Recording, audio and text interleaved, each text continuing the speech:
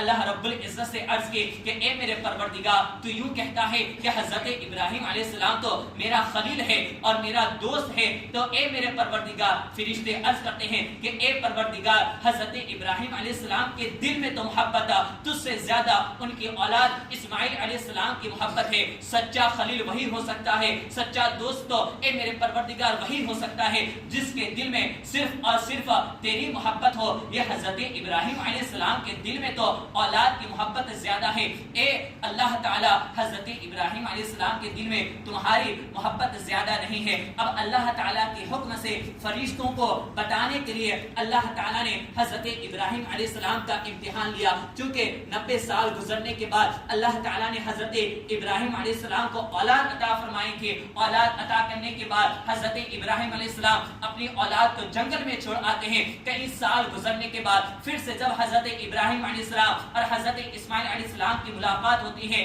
جب ملاقات ہوتی ہے تو باپ کے دل میں بیٹے کی محبت ہوتی ہے۔ اب اللہ تعالیٰ سے فرشتوں نے کہا کہ اللہ تعالیٰ حضرت ابراہیم علیہ السلام کے دل میں تو اب اللہ تعالیٰ سے تجھ سے زیادہ ابراہیم علیہ السلام کے دل میں اسماعیل علیہ السلام اپنے بیٹے کی محبت ہے۔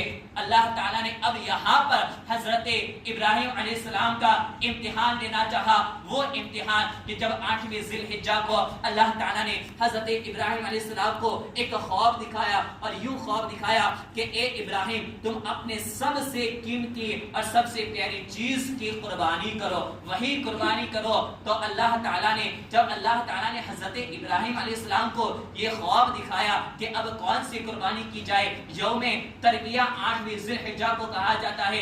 8ویں ذی الحجہ کو یوم تربیہ اسی لیے کہا جاتا ہے کہ جب حضرت ابراہیم علیہ السلام نے اس خواب کو دیکھا تو وہ سمجھ نہیں پائے کہ یہ خواب اللہ تعالیٰ کی طرف سے ہے یا کوئی شیطانی وسوسہ ہے، اس لیے اس 8ویں ذی الحجہ کو یوم تربیہ کہا جاتا ہے۔ یہ واقعہ بہت لمبا ہے، چونکہ 8ویں ذی الحجہ کو بھی خواب دیکھا، 9ویں ذی الحجہ کو بھی خواب دیکھا، 10ویں ذی الحجہ کو بھی خواب دیکھا۔ اس کے بعد حضرت ابراہیم علیہ السلام اپنے بیٹے اسماعیل علیہ السلام کی قربانی کرتے ہیں۔ اللہ تعالیٰ نے جب ان کا امتحان لینا چاہا، حضرت ابراہیم علیہ السلام امتحان میں کامیاب ہو جاتے ہیں۔ جیسے ہی حضرت ابراہیم علیہ السلام اسماعیل علیہ السلام کی گردن پر جب چھری چلانا چاہتے ہیں، فرشتوں نے عرض کی اے میرے پروردگار ہم نے جان لیا کہ حضرت ابراہیم علیہ السلام کے دل میں کسی اور کی محبت نہیں ہے، کس اپنی اولاد سے بھی زیادہ اے میرے پروردگار تیری ہی محبت ہے۔ ہم نے جان لیا کہ خلیل کا تاج یقیناً حضرت ابراہیم علیہ السلام کے سروں کو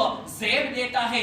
اللہ تعالیٰ نے حکم دیا جبرائیل کو کہ جا کے حضرت اسماعیل علیہ السلام کی جگہ ایک جنتی دمبا لا دو۔ یہی واقعہ ہے کہ جہاں پر ایک قربانی ہم پر واجب ہوئی۔ اب سرکار دو عالم صلی اللہ علیہ وسلم سے زید بن ارقم رضی اللہ تعالیٰ عنہ عرض کرتے ہیں کہ یا رسول اللہ صلی اللہ علیہ وسلم ما هذه الاضحیہ، یعنی یہ قربانی کیا چیز ہے؟ سرکار دو عالم صلی اللہ علیہ وسلم نے ارشاد فرمایا سنت ابیکم ابراہیم، کہ یہ تمہارے والد حضرت تمہارے بزرگ حضرت ابراہیم علیہ السلام کی قربانی ہے۔ تو پھر صحابہ کرام نے عرض کی کہ یا رسول اللہ صلی اللہ علیہ وسلم ما لنا فیہا، یا رسول اللہ صلی اللہ علیہ وسلم اگر ہم قربانی کریں گے تو ہمارے لیے کیا ہے؟ اللہ تعالیٰ کے حبیب صلی اللہ علیہ وسلم نے ارشاد فرمایا بِكُلِّ شَعْرَةٍ حَسَنَةٍ، کہ ہر ایک بال کے بدلے میں اللہ تعالیٰ تمہیں نیکیاں عطا فرمائے گا۔ سبحان اللہ، یہی ایک قربانی ہے جو قربانی ہم پر مالی کے نصاب پر واجب ہوئی ہے۔ یقیناً اگر موقع ملا تو اگلی جمعہ یقیناً میں آپ کو بتاؤں گا کہ کس طریقے سے قربانی ہوتی ہے، کس طریقے سے ہم پر قربانی کے احکام نازل ہوئے ہیں۔ اللہ رب العزت سے دعا ہے اللہ سبحانہ و تعالی ہمیں بھی حضرت ابراہیم علیہ السلام کی طرح ہمیں بھی اپنی پیاری چیزوں کو اللہ تعالیٰ کی بارگاہ میں قربان کرنے کی توفیق عطا فرمائے۔ اللہ رب العزت سے دعا ہے کہ جو کچھ بیان ہوا اس پر سب سے پہلے مجھے اور آپ لوگوں کو عمل کرتے رہنے کی توفیق عطا فرمائے۔ آمین۔ استغفر اللہ ربی من کل ذنب واتوب الیہ۔ ایک اعلان سماعت فرمائیں۔